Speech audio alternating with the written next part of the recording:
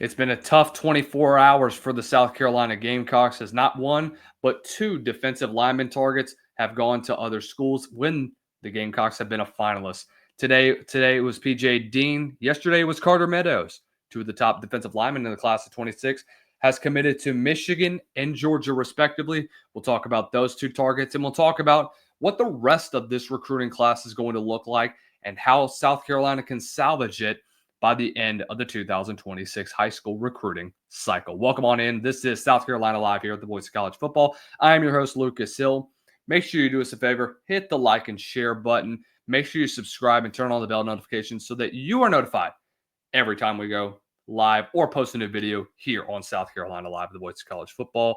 As always, want to thank our good friends over at Amazon for sponsoring us. Make sure you use that Amazon link down below.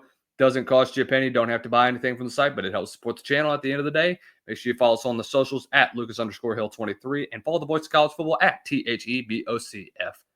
You can make a difference here at the Voice of College Football. Use the Amazon link. Financially contribute to the Voice of College Football without spending a penny. Same shopping experience. It's easy. Go to any video on any channel. Go to the description section and grab the link right next to the capital letters that say Amazon. Use that link and Amazon will instantaneously convert to your account, settings, history, everything intact, just like whatever link you use right now. No difference.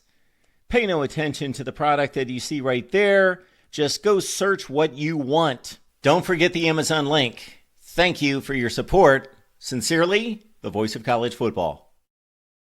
Let's talk about what happened earlier this afternoon. And by the way, if you guys didn't watch our live show, by the way, we are close to 10,000 viewers on that. That is insane.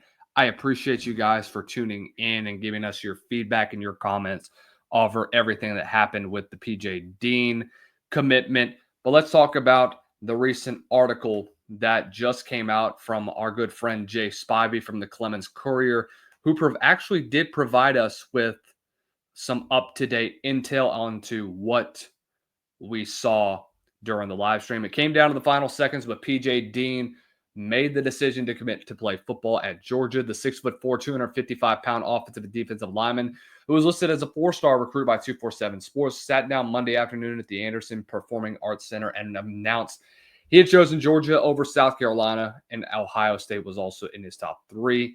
He will be following in the footsteps of his half brother Jared Wilson, who played at West Forsyth in Georgia and was just drafted in the 3rd round of the NFL draft. It was really just a battle to the end, to be honest. He said this multiple times. We talked about it during the show.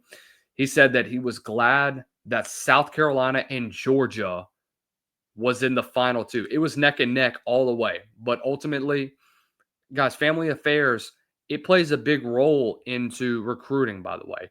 And Josh Pate talked about it earlier on his show, is that high school recruiting is really back. It's not really about who's throwing the biggest bag out there with the most money in there. Now, that does play a huge role still, but the relationship aspect of it is starting to come back into college football, and I think that's a good thing as of now. Now, is it going to be there for a while? I don't know, but at the end of the day, you know that the biggest bag is going to win at the end of the day. But I think for this one of the rare cases of it, family affairs matters, legacy matters, and following in the brothers' footsteps really played a big impact and a big role because they already had that relationship established when Jared was getting recruited at Georgia as well.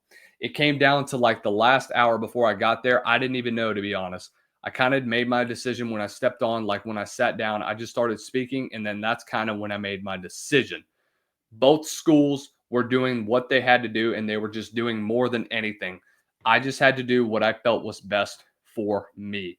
He added that before the announcement, he was leaning towards Georgia, but the decision was not made until he said it. He informed all 3 of his schools once he announced it earlier today. He was still contemplating Georgia and South Carolina, either one. I didn't know until I really said, all right, I'm going to go to Georgia. Look, and we talked with this reporter earlier in the day, and he said he would talk to the head coach earlier. He said he didn't tell me the last 2 weeks exactly who I wanted. but I knew he flipped back and forth. It was a tough decision. I know there was a lot of pressure put on him, but he told me 10 minutes before he announced that he finally knew what he was going to do. They reach out, but nothing. But to me, it's just doing what's best for the kid. If he's got questions on something, I can help or answer. I think in this age, people get too distracted on money and NIL and all that stuff. That's all I tried to tell him throughout the process was you're going to make money, so take that out of it. Figure out what place you see yourself at. That's the biggest thing that we just said. Guys, legacy matters at the end of the day. And where are you going to find the most success to get you to the next level? My biggest advice is when you wake up in the morning, when your head's the clearest, where do you see yourself at? And I told him from the get-go months ago, you are going to know. I just had to think. This is when he was talking about his options. I just had to think about the competition, just the whole aspect of Georgia. Who wouldn't want to play for Georgia and Coach Kirby Smart, who is the defensive coach? You've got to think about things like that. The history there. You just can't really beat it. And I think that's a very, very important thing is that the relationship aspect of that was a huge deal at the end of the day for PJD. And I don't blame him. It's a huge loss for South Carolina because this was somebody that you woke up this morning and thought, hey, I mean, this is a great opportunity for SC to go grab a top tier player. And you thought that you had a good shot at doing it. I mean, you had a great weekend when CKL Patterson committed to you, I think during OT7. I think that's what was there during the weekend. But I thought it was really electric that you were able to get in. And you thought, okay, well, we're going to go into the start of the weekday and we're going to start seeing some guys that, okay, we may get some South Carolina commits this week. Well, I mean, that didn't happen. We've already mentioned one. We'll talk about the other in just a minute. But at this point in time, it's a rough way for your guy, for South Carolina to lose a guy. At the end of the day, it was about the legacy. It's about following in your footsteps. And unfortunately, it just didn't happen. But again, we have a long stretch between June and near the end of November, beginning of December, for him to flip. Do I think it is going to happen? It is very unlikely. I think he is pretty solid in his commitment. I know 247 has these hard commits and all this other stuff. He's solid. He's solid right now. So I think this is a pretty significant loss if you're South Carolina. It does suck that you missed out on a kid like this. There's really not a whole lot else you can do and other than just say, well, coulda, woulda, shoulda at the end of the day. You could have made a better sales pitch. We could have gone after him harder, but but what else are you going to do, guys? That's really about it. But continuing on the defensive line, you also lost a guy like Carter Meadows, who is committed to the Michigan Wolverines. Again, I did not expect that Carter Meadows was going to be a South Carolina Gamecock. It never crossed my mind. I thought it was always going to be in the Big Ten that he was going to stay. It was going to be between Ohio State and Michigan, and he chose Michigan. There's nothing really a whole lot you can do. Yes, you set a great precedent for him. Yes, you shared good info to him. You did well in your recruiting cycle with him. But at the end of the day, guys, I mean, for Carter, I think it's about, are you going to have an opportunity to play in 26? Which he will. No question in my mind he will. I think that there's no doubt that he will be a pretty significant starter going into 2026. I think Meadows through and through knew where he was going to go at the end of the day, and it was going to be in Big Ten territory. Whether you as a South Carolina fan wants to admit it or not, there was no way in hell that you were going to get a guy like Carter Meadows to come to the Carolinas. It wasn't going to happen. But right now, let's take a look at the 26 cycle class right now. The three biggest gets that you have got, really four.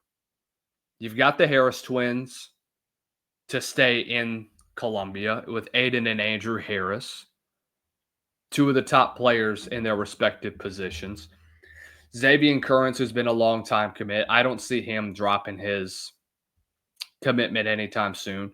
I'm glad that you've been able to recruit the state of South Carolina because we talked with JB a couple weeks ago and talked about the significance of needing a good portal class. You managed to get C.Kel Patterson to stay in, who, in my opinion, C.Kel Patterson is going to be your primary recruiter through the end of this 26 cycle. He said it during OT7s during his interview with CBS Sports.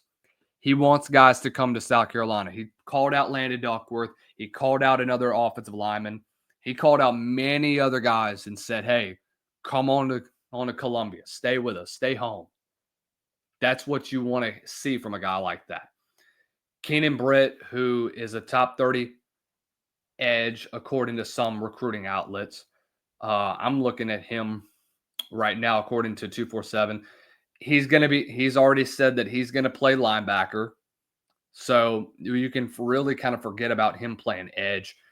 Anthony Baxter and KJ Johnson, who you've got. Jamal House, who I think is going to be a pretty good tight end at the end of the day for you. Johnson, who's a top 50 cornerback in the nation.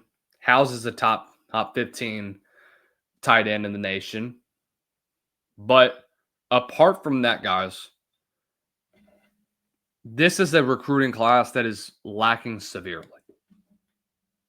Compared to what you saw last year from South Carolina's recruiting class, where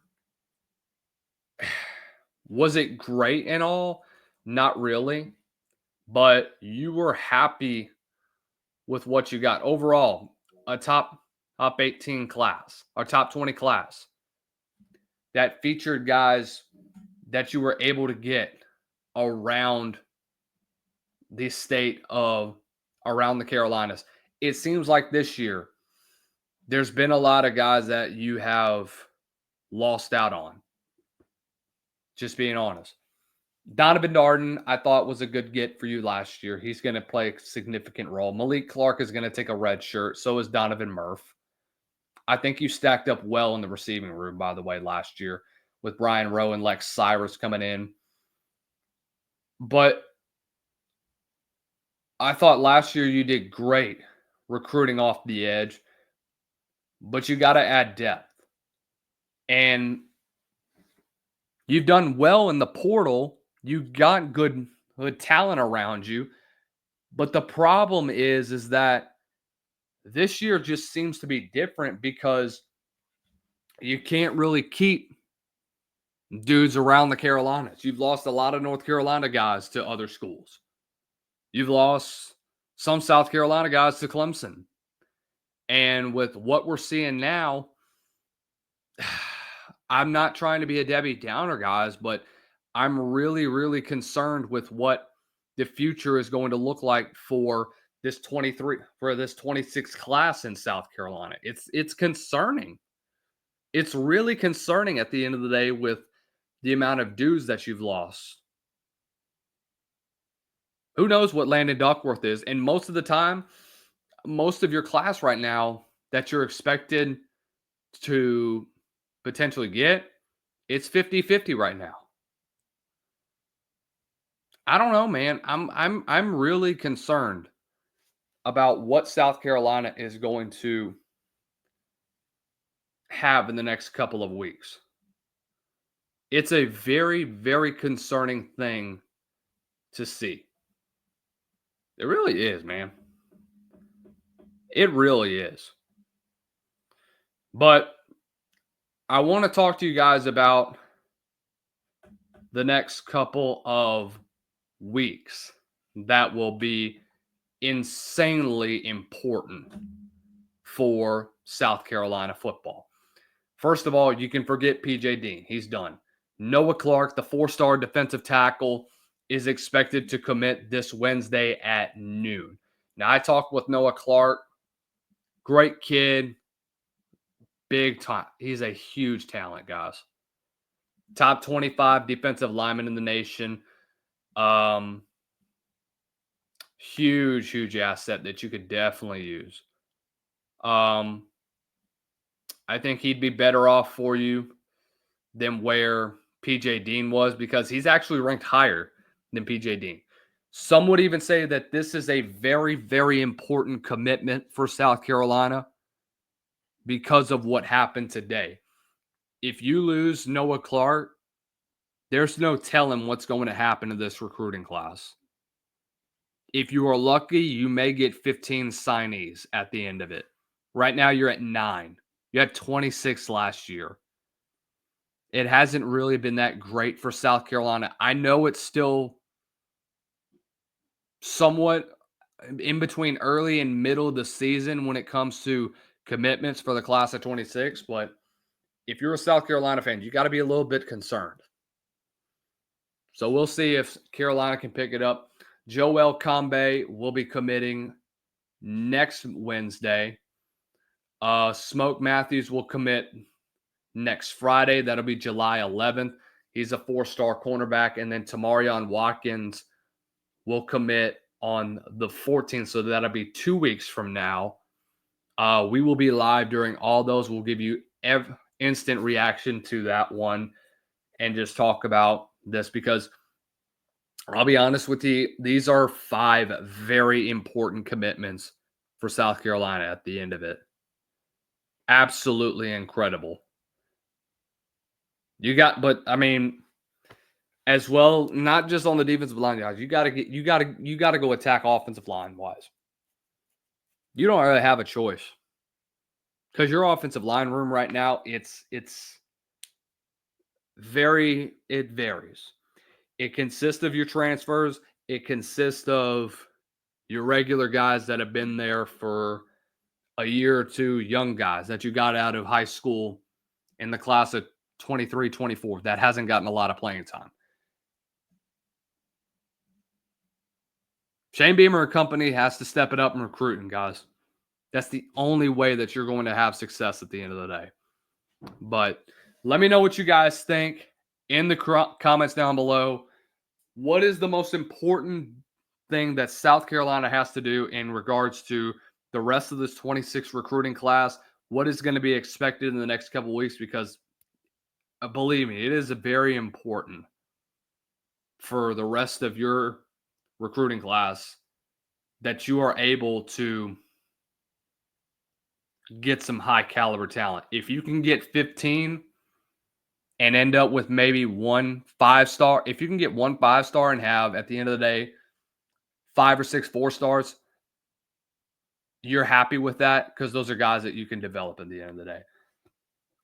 But as always, like, share, subscribe, turn on the bell notifications so that you are notified every time we post a new video here on South Carolina Live, with the voice of college football.